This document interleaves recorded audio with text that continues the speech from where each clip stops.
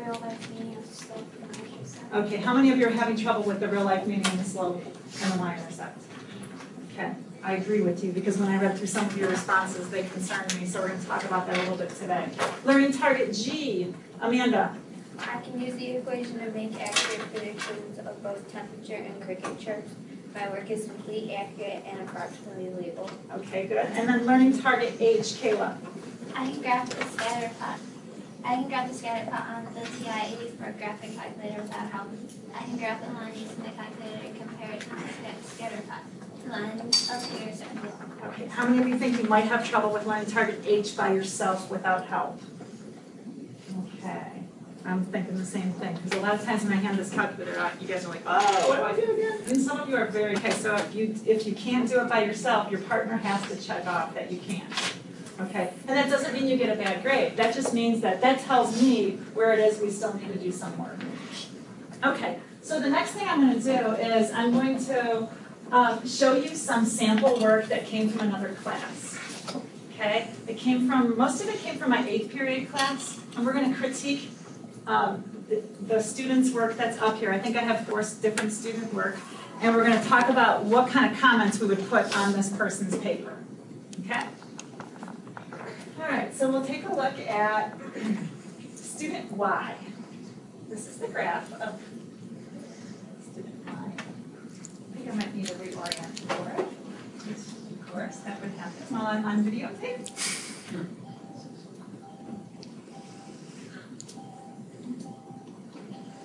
All right, student Y, here's a graph.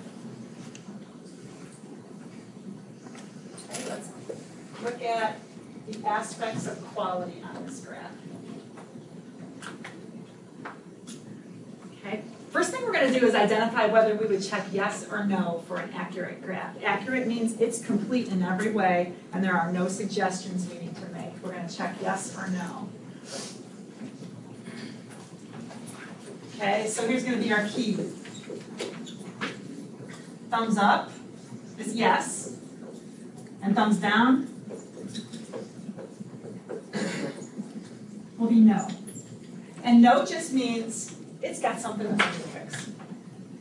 Yes means it's perfect. Okay, maybe turn off one light switch. I think that might be okay if we do that. The one on the right.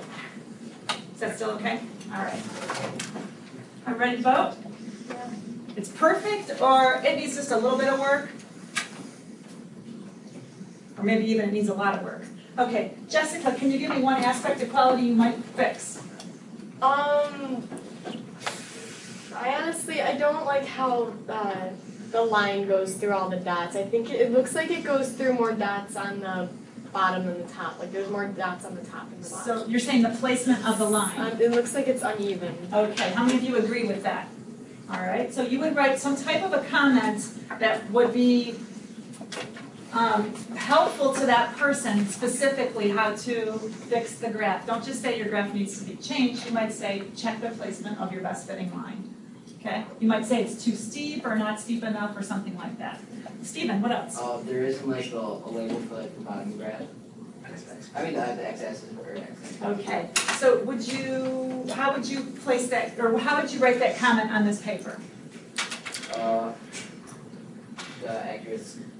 No, it's not accuracy. What comment would you give this student Y? Oh, or didn't label graph.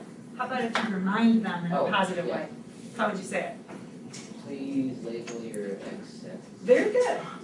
All right, anything else you would make a suggestion for on this graph? Go ahead, Brittany. A title. Okay, how would you positively put that as a constructive comment Please put the title on your graph? Good. Is it okay if they just write the word graph? Is that a title? No. Because some people wrote that. Graph. They're like, I got my title. Okay, so you got to have a title that's appropriate.